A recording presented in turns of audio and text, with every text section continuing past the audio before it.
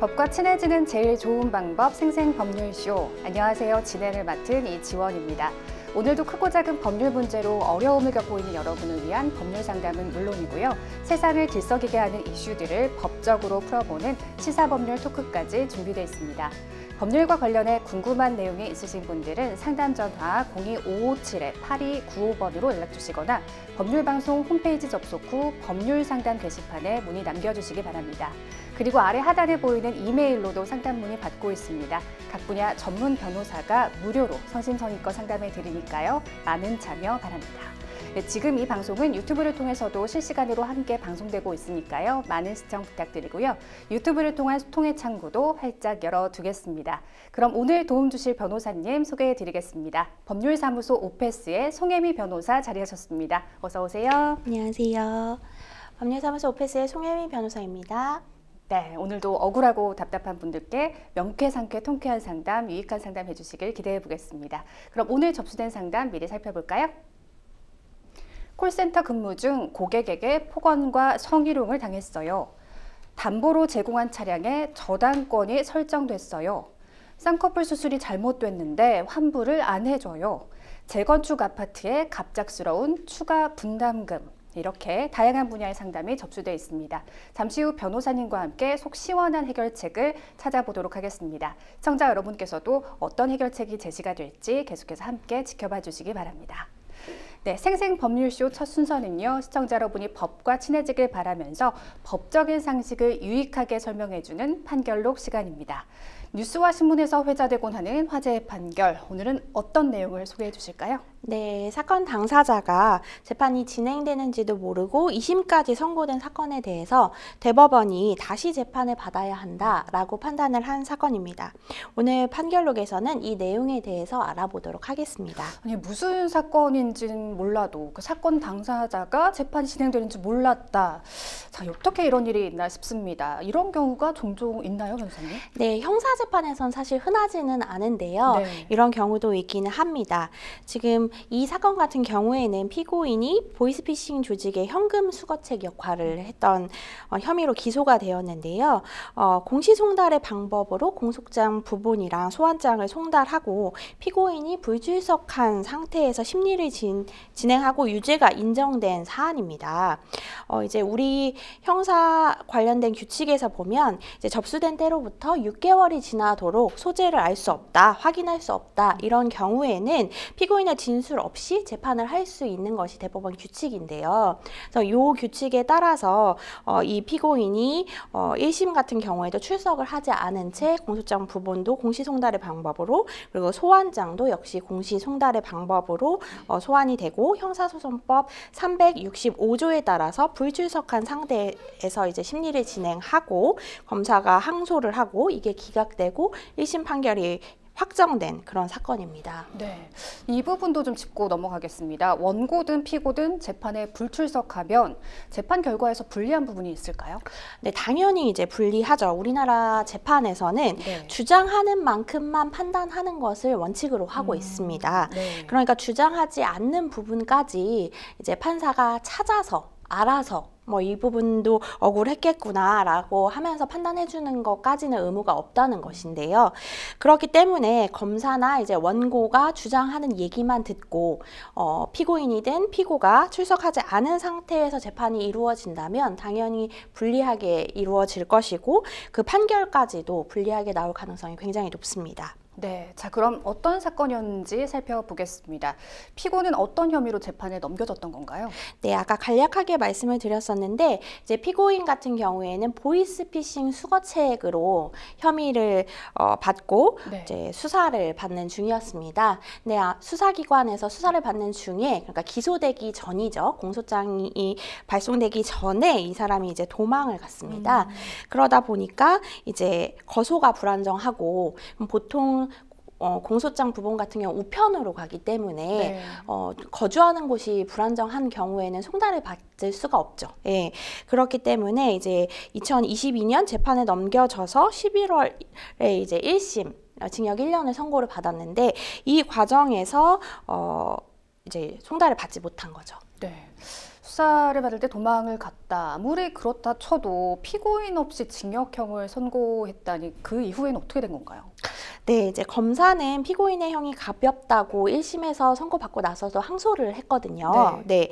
그래서 지난해 2월 2심 재판부는 1심의 형을 그대로 선고, 그러니까 검사의 항소를 기각한 거죠. 네, 그 이후에 이제 판결은 상고 기간, 대법원에 이제 제기할 수 있는 기간이 지나가서 확정이 됐습니다. 네. 1심 판결 후 거의 2년이 지난 후에 2심에서도 징역형을 선고받은 거잖아요. 그럼 그제서야 피고인은 자신의 재판 사실을 알게 된 거군요.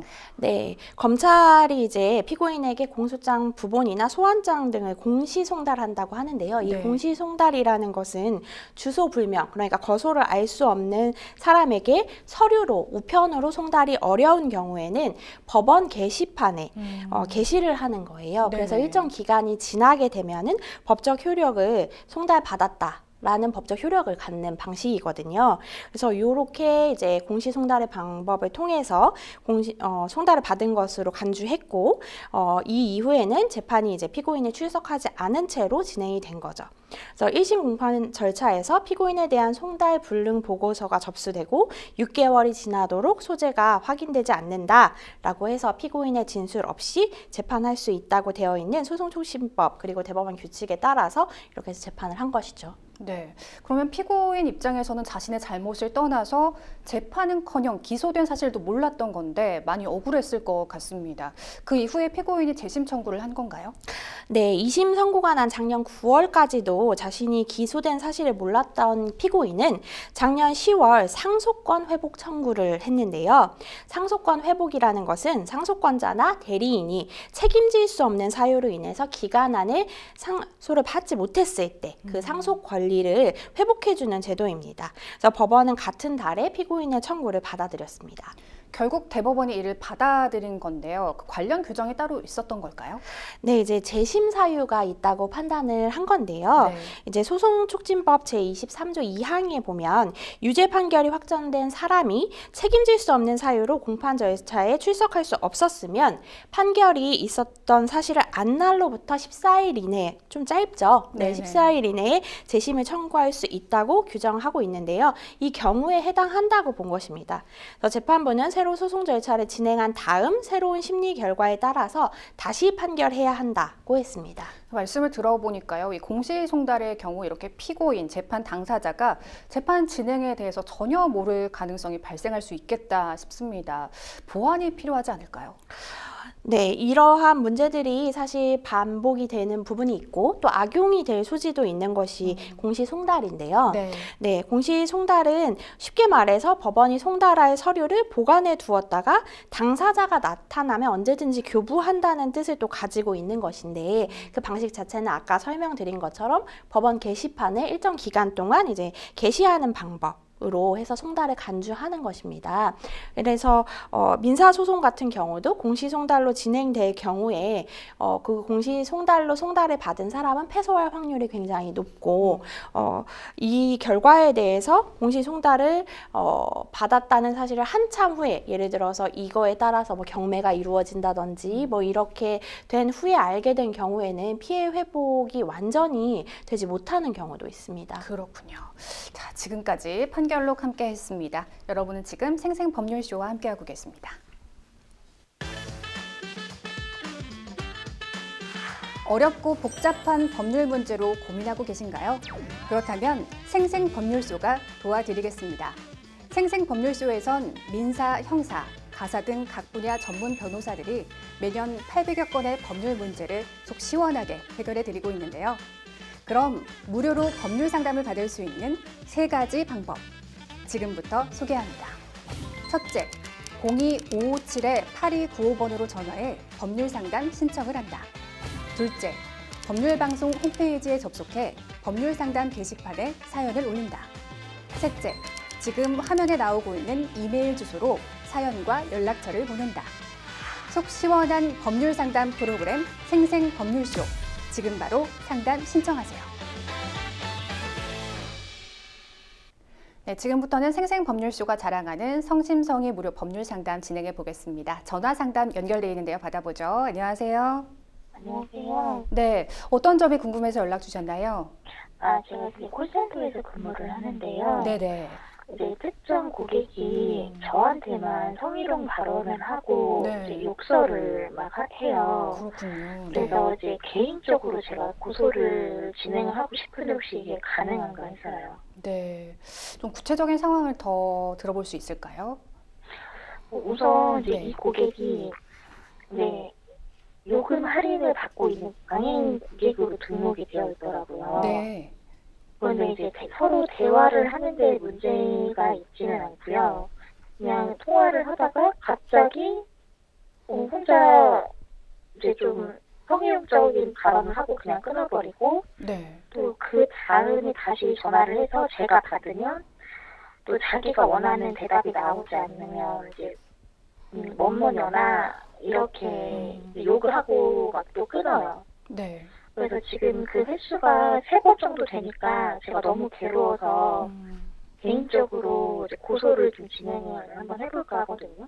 네. 지금 현재 콜센터에서 상담 업무를 맡고 계신데 특정한 고객이 지속적으로 언어적인 폭력 또 성희롱을 하고 계셔서 상당한 정신적 고통을 받고 계신 것 같습니다. 사연 잘 들었고요. 옆에 송혜미 변호사님 나와 계십니다. 상담 받아볼게요. 네, 안녕하세요. 저는 송혜미 변호사입니다. 네네, 안녕하세요. 네, 안녕하세요. 지금 이제 고소를 할까 생각 중이라고 하셨는데, 네. 그분이 그러면 지금까지 생각하셨을 때 한 몇 차례 정도 전화 네. 통화를 했고, 그 중에서 이제 우리한테 폭언을 한다던가 아니면 성희롱성 발언을 하는 것이 몇 차례 정도 된다고 생각하세요? 우선 전화를 일주일에 한 3-4번은 전화를 항상 하고요. 그 중에서 저랑 연결됐던 거는 한 일주일에 2번 정도는 되는 것 같아요. 2-3번 되고 지금 성희롱 발언은 1번 그리고 욕설은 각각 다른 통화로 해서 2번 해서 총 3번이거든요. 지금 네. 연결은 무작위로 되는 거죠?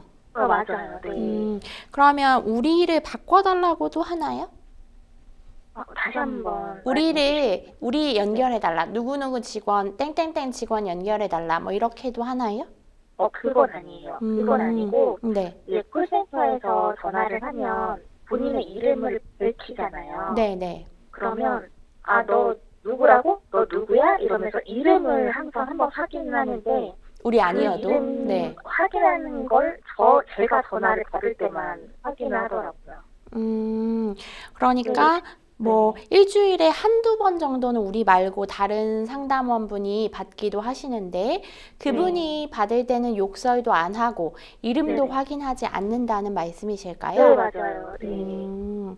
그러면 지금 성희롱은 어떤 내용인지 워딩을 똑같이 할 수는 없겠지만 대략적으로 신체 부위를 얘기하는 걸까요? 아니면 어떤 묘사일까요? 이제 신체적인 거를 딱 말을 언급을 하면서 이제 그걸 빨아버린다고 이렇게 표현을 하더라고요. 네. 욕설은요? 욕설은 이제 누구나 들으면 욕이라고 알 수 있는 부분인가요? 네, 맞아요. 그냥 평상시에 사람들이 많이 쓰는 욕에 그 뒤에 면을 붙여요. 뭐뭐냐나 이렇게. 네. 지금 이 분이 통화를 할 때 누구랑 같이 있는다든지 이런 거는 모르시는 거죠? 그 사람 주변에 누가 있는지? 혼자 있을 때 전화를 하는 것 같기는 해요. 그리고 이제 시간대가 네. 거의 비슷하게 정해져 있거든요. 그러면 이제 전화가 와서 주로 불만 사항이 있어서 연락을 하는 건가요?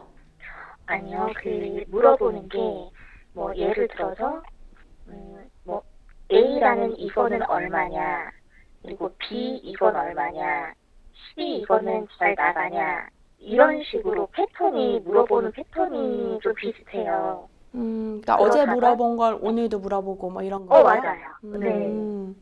그래서 그런데 그걸 얘기하다가 갑자기 또 다른 거를 물어보는 경우도 많이 있거든요. 그러면 이제 욕설을 하거나 성희롱 이제 3차례 정도 있었는데 이때 혹시 하지 말아달라 뭐 이런 이야기도 하셨었나요? 근데 그 고객의 특징이 본인이 그렇게 말을 하고 먼저 끊어버려요. 그래서 제가 하지 마라 뭐 이렇게 말을 딱 한 번인가 하고 그 이후에는 먼저 끊었기 때문에 단호하게 말을 못했어요. 그리고 이제 우리가 상담하는 내용을 동시에 뭔가 상사나 이런 사람이 청취할 수는 있나요? 시스템상? 네, 그 시스템상 같이 들을 수는 있는데요. 네. 그런데 이제 상사 하는 말은 그 고객하고 통화를 할 때 듣고 싶은데 그때만 또 같이 들을 수가 없다라고 말을 하더라고요. 네, 그래서 근데 비슷한 끊고 시간대에 나면 전화한다고 하지 않으셨나요? 다시 한번 비슷한 시간대에 전화한다고 하지 않았나요? 그런데 그게 딱 정해진 시간이 아니라 뭐 예를 들어서 뭐 5시에 전화를 한다고 하면 5시 반에 할 때도 있고 6시에 할 때도 있고 이렇게 그런 틈이 좀 있어요. 뭐 4시에서 6시 사이라든지 그런 틈이 있어요. 그러니까 딱 약속 시간을 정하는 것처럼 그렇게 정확한 시간에 전화하는 건 아니지만 시간대가 있다는 말씀이신 맞아요. 거죠? 네. 네. 일단은 이제 상대방에 대한 부분이 있고, 그 다음에 이제 직장에서 이루어진 업무상 이루어진 부분이니까, 이제 업무상 신고할 수 있는 부분, 이 두 부분으로 나눠서 이야기를 드릴 수 있을 것 같은데요. 일단은, 그 당사자, 전화를 한 당사자에 대해서는 지금 성희롱이 한 번 있었다고 했는데 수위가 좀 센 것 같아요. 그래서 이 부분은 통신매체 음란죄로 어쨌든 통화를 하면서 지금 전달이 됐기 때문에 상담자님한테 가능할 것 같아요. 근데 이제 욕설 부분 같은 경우에는 지금 만약에 청취를 같이 상사분이 하셨다면 우리가 모욕죄가 될 수 있겠지만 지금 그렇진 않은 거잖아요. 지금 상황에서는. 그런데 그거를 이제 본인이 들었는지 안 들었는지를 명확하게 저는 모르겠어요. 상사분이? 네, 맞아요. 근데 들었는데 안 들었다고 하는지? 수도 있고 네, 그래서 그걸 정확히 아직은 모르겠어요. 근데 일단 모욕죄라는 것이 나 말고도 1대1 상황 말고도 들은 사람이 있어야 되는데 그 상사분이 나는 조사에 와서 이제 경찰 조사에 와서 나는 듣지 못했다 라고 한다면 사실은 모욕죄는 인정이 안 될 거거든요, 형사적으로. 지금 말씀드리는 부분은 이제 전화를 한 그 고객분의 고소건을 말씀드리는 거예요. 그 상대 사람을 피고소인으로 해서 고소했을 때 이제 모욕은 그럴 것 같고 통신매체 음란죄는 가능하실 것 같다. 다만 이 모욕 부분도 연하 이런 식으로 나한테 통화로도 얘기를 2차례 더 한 적이 있다는 사실을 범죄 사실이 아니고 이제 내 피해 사실로 더 쓸 수는 있겠죠. 이래서 내가 고통받고 있다 이런 부분을. 그리고 이제 다만 좀 안타까운 부분이 우리한테만 찍어서 그러고 우리가 일하는 타임을 골라서 한다고 하더라도 그런 게 심증이 간다고 하더라도 일단 지금 뭐 스토킹 관련해서 이야기를 하려면 우리가 명시적으로 거절의 의사를 상대방한테 전달을 하는 것이 아무래도 기소될 확률이 높은데 지금 업무상 그러기는 좀 어려우실 것 같아요. 일단은 최초에 이제 물어오는 것도 요금제 문의라고 해서 바로 그 사람만 뭐 안 받으실 수 있는 부분은 아닌 것 같아서 그래서 그건 좀 어려울 것 같아서 현재로서는 이제 통신매체 음란죄로 한 건이 가능하고 앞으로도 이런 일이 욕설 부분이 있기 때문에 더 반복될 것 같다는 취지로 고소를 하실 수는 있을 것 같아요. 그런데 그 변호사님 만약에 고소를 하려면 상대방에 대한 뭐 주소라든지 뭐 이런 녹취 자료가 필요한데 그 회사 입장에서는 절대 그렇게 협조를 해주지 않거든요. 그러면 아무런 증거나 이런 거 없이 저는 그냥 계속 그냥 참고 이렇게 있어야 되는 건가요? 일단은 지금 핸드폰 번호나 성함은 아세요? 혹시? 기억은 하세요? 네, 맞아요. 휴대폰 번호랑 이름은 알아요. 네, 그렇다면은 하실 수 있고요. 그 통신사 조회든 뭐 회사에 조회를 신청하든 이 수사기관이 그 부분은 특정을 할 거거든요. 상대방에 대해서. 네. 아, 네, 그래서 이름이랑 지금 전화번호를 알고 계신다면 크게 가해자를 특정하는 데는 무리가 없으실 것 같습니다. 그럼 만약에 회사에서 회사의 승인 없이 개인적으로 고소를 진행하고 있다라고 저를 걸고 넘어져서 그 회사팀 법무팀에서 저한테도 혹시 고소를 할 수 있나요?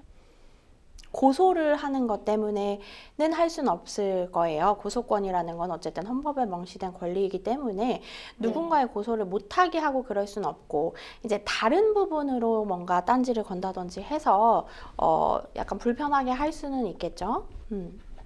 근데 이제 명시적으로 이 고소를 했다는 것 때문에 하기에는 조금 그 근거가 자신들도 그러면 또 인권 침해의 소지가 있기 때문에 그렇게 하기는 어려우실 거고 근데 이제 다른 어쨌든 명목상의 핑계를 대면서 불이익이 조금 발생할 수 있는데 사실은 이제 그 다음으로 말씀드릴 부분이 이제 회사에서 직장 내 성희롱 신고가 이루어졌을 때 할 수 있는 절차들을 하지 않으면 회사 입장에서도 역시 과태료가 부과되는 부분이거든요. 네. 네, 그래서 원칙적으로는 이제 남녀고용평등법에 따라서 사업주가 이 부분에 대해서 인지를 신고를 받아서 하게 되면 조사를 해야 되고 그 다음에 우리가 분리조치 예를 들어서 이 고객에 대해서는 뭐 나한테 배당이 안 되게 해달라 라든지 이런 부분에 조치를 해야 되는데 지금 전혀 이루어지지 않고 있다는 거잖아요. 맞아요. 그래서 네, 그 알아봐는 주셨는데 네, 이게 시스템상 그 고객이 전화가 들어오는 걸 막을 수는 없고 만약에 제가 받았으면 그냥 리더한테 연결을 하라고 말은 그렇게 하지만 네, 사실상 그 연결까지 하는데 시간이 조금 더 걸리는 시간도 있고요. 그 사이에 이 고객하고 또 통화를 또 계속 해야 된다는 게 너무 이제 괴로운 거예요, 제 입장에서는. 네, 그래서 이게 회사 입장에서는 도움을 주려고 하는 것처럼 보이지만 실질적으로는 제가 도움을 받을 수 있는 건 아니죠, 지금 현재로서. 네, 어쨌든 회사에서 이 부분에 대해서 배제를 해주려는 어쨌든 형식상으로라도 그런 네. 조치를 했다면 이게 안 했다라고 하기는 조금 어려운 부분이 있는 것 같긴 하네요. 네. 근데 그렇지만 걱정하시는 것처럼 그 상대방을 내가 어쨌든 이런 명시적인 성희롱도 당했기 때문에 고소를 진행을 하는데 그 고소를 했다는 사유를 들어서 징계를 하기는 어려울 거예요. 네. 근데 이제 뭐 녹취 파일을 수사기관에서 요청할 때 주지 않는다던가 뭐 이럴 수는 있겠죠.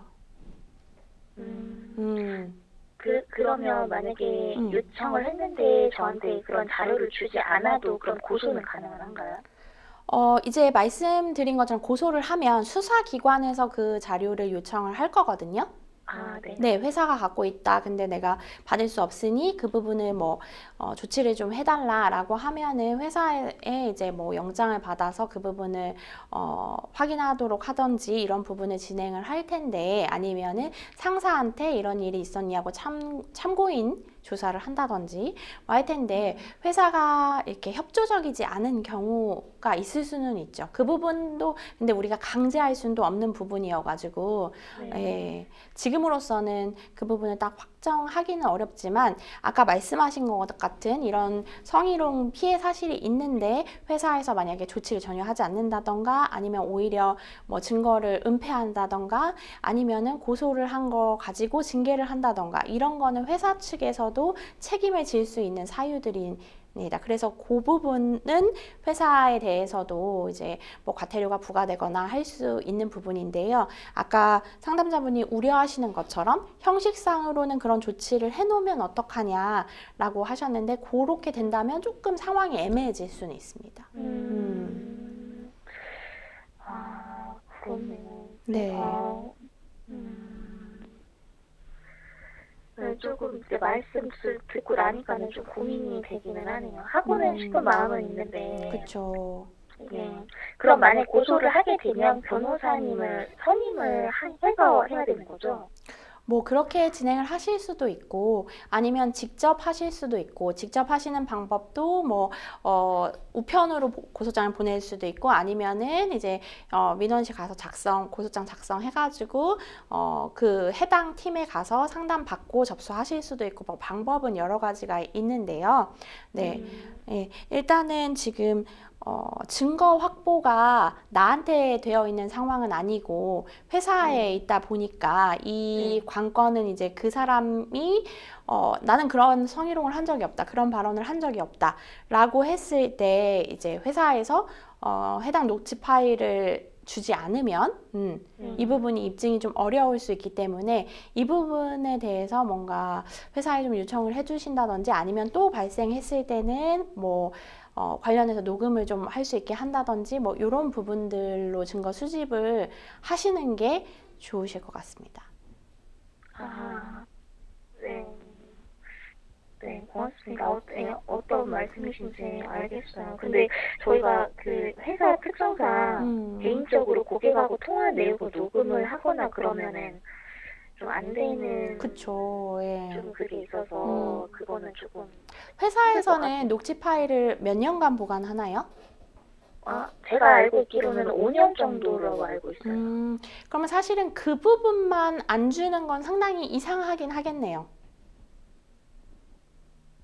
그러니까 수사기관이나 법원이 요청했을 때 그 파일만 없다고 한다던가 아직 기간이 지금 5년이 전혀 되지 않은 기간이잖아요. 네. 근데 그러니까 일단은 그러면은 그 녹취 파일을 특정할 수 있는 게 또 중요하기 때문에 이 통신매체 음란죄에 해당하는 이 얘기를 발언을 한 이때가 언젠지 정확히 시간이라든지 그 사람 전화번호, 이름 이런 것들이 특정이 돼야 그러니까 녹취 파일 전체 뭐 이렇게 하면은 상대방도 사실은 안 줄 수 있는 명분이 생기는 거거든요.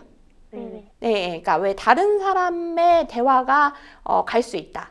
라는 명분이 생기잖아요. 다른 사람 파일까지 갈 수 있으니까. 예.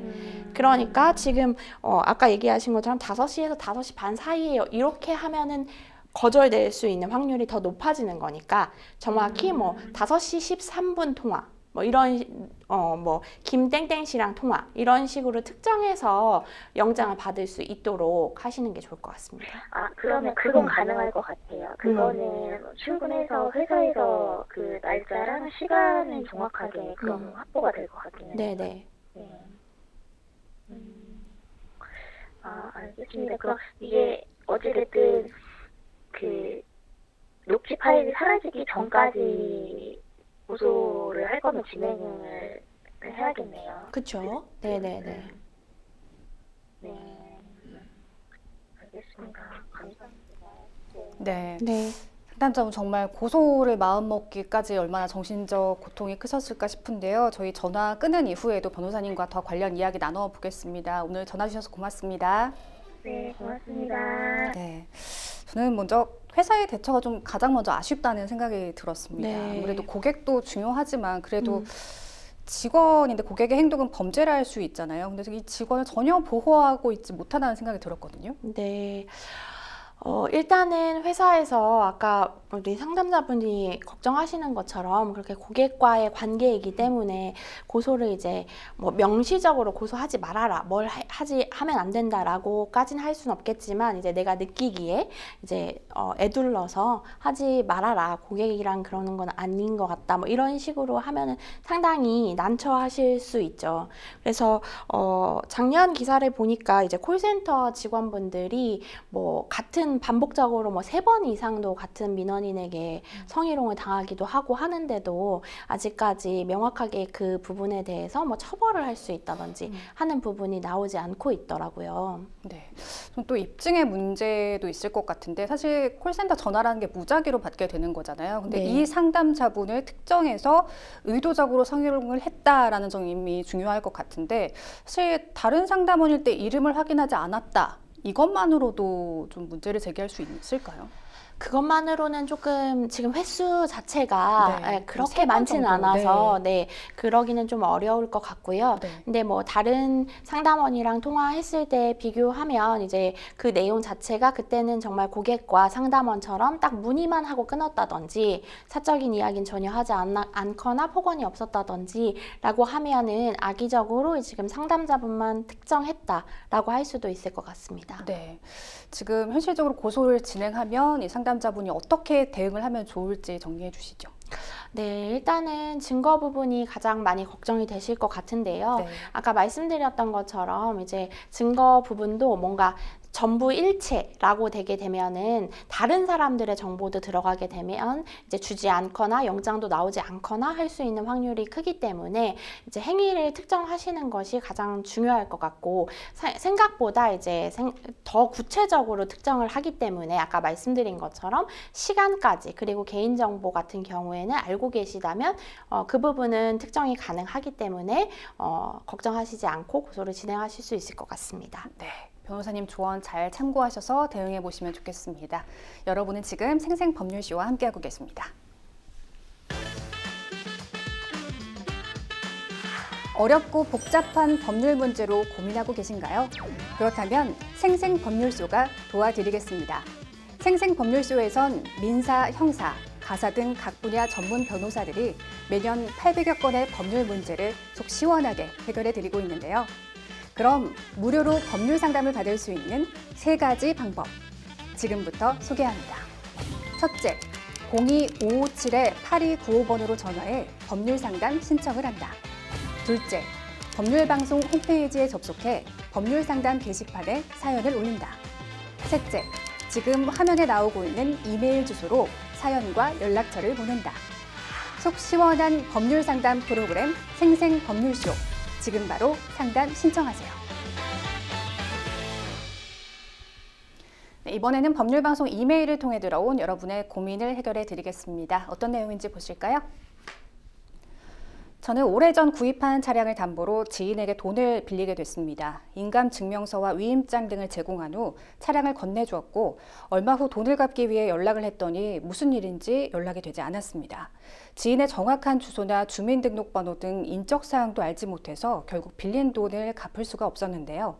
그런데 이후 범칙금과 과태료 고지서 등이 무수히 날아오기 시작했고 제 차량은 소위 대포차가 되고 말았습니다. 차량을 찾기 위해 백방으로 뛰어다녔지만 찾을 수가 없었고 경찰에서도 도난 차량이 아니라 어쩔 수 없다는 답변만 들었습니다. 그대로 차 찾는 걸 포기한 채 12년이 흘렀는데요. 얼마 전 뜻밖에도 경찰로부터 차량을 찾아가라는 연락을 받게 됐습니다. 하지만 그렇게 되찾은 차의 차량 등록 원부에는 제 지인의 이름이 아닌 다른 이름의 저당 설정 한 건 외에 수백 건의 압류가 있었습니다. 현재 이 저당권과 압류권을 해결해야 차량을 폐차할 수 있다고 하는데 저당권자를 만나 해결하려 해도 만날 수가 없는 상황입니다. 우선 압류권은 차치하고라도 차량에 설정된 저당부터 해결해야 하는데 어떻게 해야 할까요? 하셨습니다.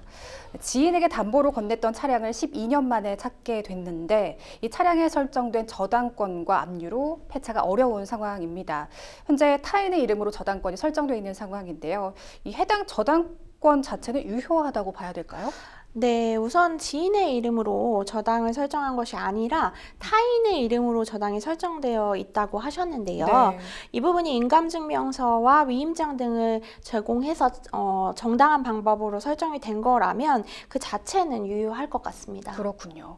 우선 차량에 설정된 저당권부터 빨리 해결해야 할 텐데 지금이라도 이 저당권을 말소할 방법이 있을까요?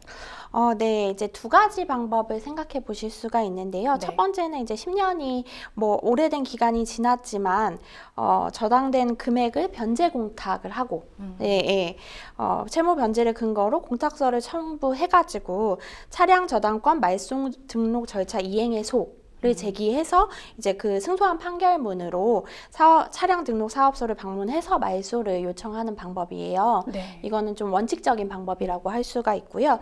둘째는 이제 12년이니까 10년이 경과되었잖아요. 네. 그래서 설정된 저당권의 피담보 채권의 소멸시효가 완성됐다. 라고 해가지고 이를 근거로 해서 저당권 말소 등록 절차 이행에 소를 제기하는 것입니다. 이제 소를 제기한다는 것은 둘 다 같죠. 근데 이제 저당권자가 어쨌든 소장을 받게 될 거잖아요. 그러면 설정된 저당권을 타인한테 또 이전을 할 수도 있죠. 자기가 소장 받고 나서. 그러니까 이런 것들을 막기 위해서는 원칙적으로 이 소멸시효 완성을 근거로 해서 하실 때는 가처분, 처분금지, 이전금지 가처분을 먼저 하시고 하시는 방법이 있습니다. 네, 소송에 들어갈 비용과 기간을 고려할 때 좀 적은 비용으로 짧은 기간 안에 해결 가능한 방법은 어떤 걸 선택해야 될까요? 아까 제가 첫 번째는 좀 원칙적인 방법이라고 말씀을 드렸잖아요. 네. 그래서 물론 변제 금액이 공착을 해야 되기 때문에 지출이 되긴 하지만 어쨌든 변제가 확인돼서 법원으로서는 이제 착착착착 절차가 진행될 거기 때문에 네. 소송 기간 자체는 굉장히 짧게 이루어질 거라서 좀 빠른 측면이 있을 거고요. 두 번째 방법은 변제를 하지는 않으니까 이제 금액 자체는 적게 들 수 있겠죠. 근데 소송 기간은 서로 이제 다투게 될 것이고 상대방은 뭐 나는 돈을 받아야 이걸 풀어줄 수 있다고 뭐 한다든지 이렇게 또 상대방의 주장을 할 거기 때문에 소송 기간이 길어질 수 있는 단점이 있습니다. 각각 장단점이 명확한데요. 변호사님이라면 네. 어떤 방법을 추천하시겠어요? 상황에 따라서 좀 다를 것 같습니다. 네. 내가 이미 변제를 했고 혹은 이 압류된 금액 자체가 훨씬 더 큰 금액이다라고 하면은 기간이 좀 들더라도 두 번째 방법을 선택을 할 것이고, 근데 아까 우리 사연자분은 변제를 하고 싶었는데 연락이 되지 않아서 변제를 못했다라고 했으니까 그런 상황이라면 또 원금이랑 뭐 서로 약정했던 이자가 있다면 그 정도까지만 공탁을 하고 소송을 해보는 방법도 있을 것 같습니다. 네, 문제는 아까 말씀 주신 대로 저당권자가 또 다른 사람에게 저당권을 넘길 가능성도 배제할 수 없다는 건데요. 이러한 저당권 이전 행위를 막으려면 사전에 어떤 조치를 취해야 할까요? 네, 아까 말씀드렸던 방법처럼 네. 이제 저당권 처분 금지 가처분이라는 것을 신청할 수 있는데요. 말 그대로 이제 제3자한테 양도하거나 이전하는 행위를 하지 못하게 해달라는 신청을 미리 하는 것입니다. 네. 그런데 변호사님, 이렇게 저당권 말소 절차를 밟지 않은 상태에서 다른 사람에게 차량을 매각하거나 폐차를 시도할 경우 어떤 문제가 발생할 수 있을까요? 원칙적으로는 이제 이러한 압류 차량이나 저당권이 설정된 차량은 폐차를 할 수가 없게 되어 있습니다. 그래서 이제 뭐 캐피탈의 저당권이 설정되어 있다든지 아니면은 뭐 자동차세 미납이나 뭐 주정차 속도 위반 같은 그런 부분도 과태료가 부과되어 있는 경우에 폐차나 말소가 되지 않는 경우들이 있는데요. 이러한 부분들을 위해서 제도상 공과금이나 각종 세금이나 범칙금 같은 것들이 계속 쌓이고 있는 차량들도 차량 초과라는 사유로 과태료를 납부하지 않고도 말소할 수 있는 제도가 생겼습니다.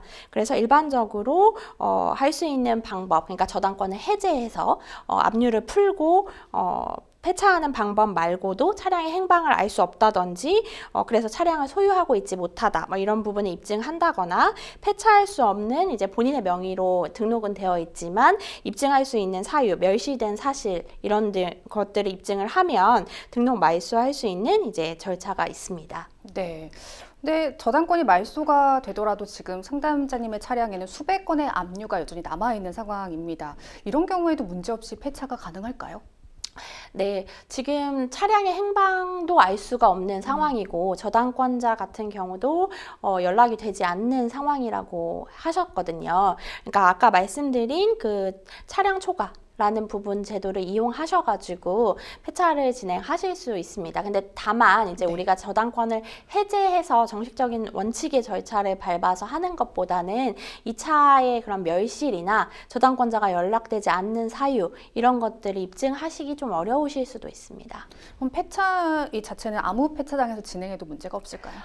네, 소재지에서 이제 검색을 해보시면 이제 폐차장 검색이라고 하면은 이제 거주하시는 곳 근처 폐차장을 검색하실 수 있거든요. 네. 그걸 통해서 이제 하실 수 있습니다. 네.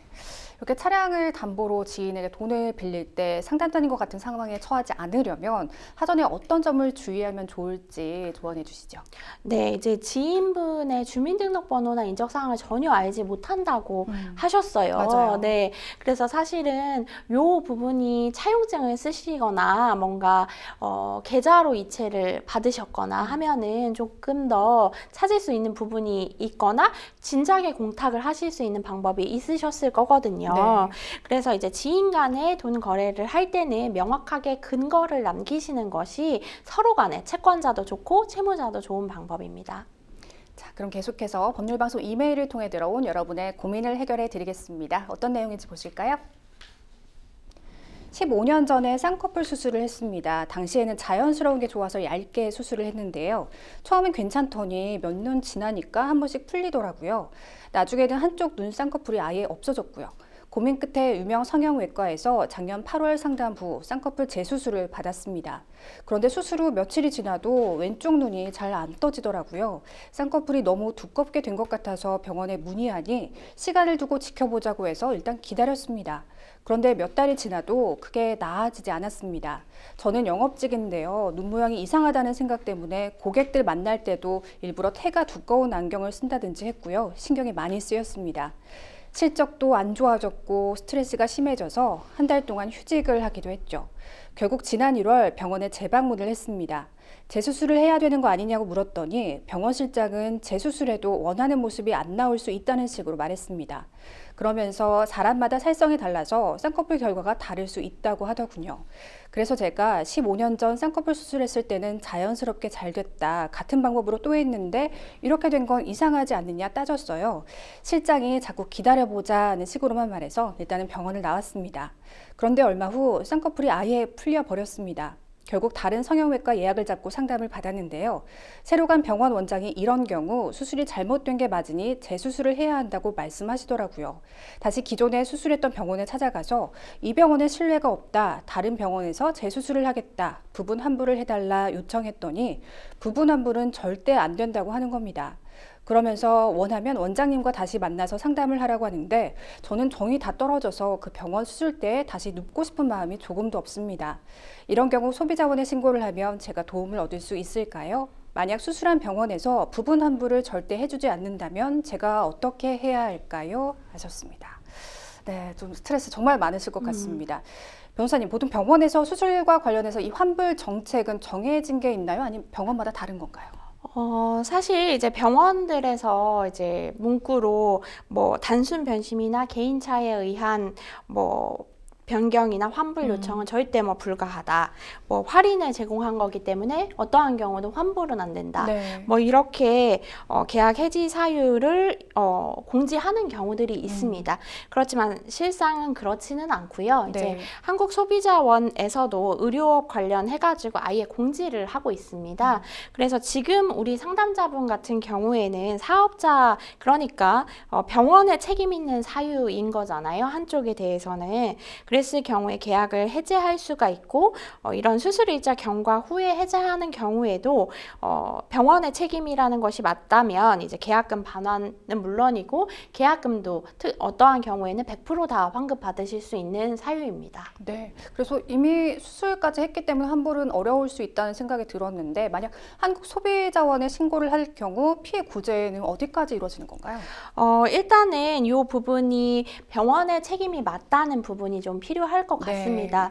그래서 한쪽은 완전히 풀리셨다고 네네. 했거든요. 그래서 이 부분에 대해서 이제 병원 측에서 제대로 수술하지 못해서 풀린 것이 맞다는 부분을 입증하실 경우에는 어쨌든 100%도 한쪽에 한해서는 받으실 수 있는 부분입니다. 그래서 이제 이 부분은 소비자가 계약을 해지할 수 있는 사유이기도 하고 민법상으로 이러한 성형수술 관련된 계약은 위임 계약이기 때문에 위임한 당사자인 우리 상담자분이 당연히 취소하시거나 해지를 요청하실 수 있는 부분입니다. 그럼 민사소송까지 고려해봐야 할 사안이라고 보시나요? 뭐 상대방이 계속해서 이 재수술도 거부하고 네. 뭐 기다려보라고만 하고 뭐 그리고 환불도 거부하고 하는 상황이라면 민사소송도 고려해 보실 수 있을 것 같습니다. 그래서 이제 병원에서 이제 얘기하는 부분은 약관이라고 우리가 표현을 하는데요. 약관 같은 경우에는 약관의 규제에 대한 법률이 따로 있습니다. 그래서 병원이 정한 약관을 당사자가 이제 사인하는 식으로 해서 보통은 계약이 이루어지기 때문에 이럴 때는 소비자에게 불리한 부분에 대해서는 상대방이 병원이 그러니까 아무리 주장하더라도 그대로 인정하지 않는 경우가 많이 있습니다. 특히나 계약 해지 같은 경우에는. 그러니까 지금 우리 상담자분 같은 경우에는 환급이 무조건 안 된다고 한다거나 아니면 재수술도 할 수 없다. 이거는 너의 사회성의 문제니까 그냥 기다려라 라고 계속 같은 태도를 유지한다면 민사소송을 해보실 수 있을 것 같습니다. 근데 상담자님께서 기존 병원에 대한 신뢰가 떨어져서 수술을 거부하고 환불을 요청하고 있는 상황입니다. 그럼 만약 처음 수술했던 병원에서 상담 후에 재수술을 해주겠다라고 하면 이것을 좀 받아들이는 게 나을까요?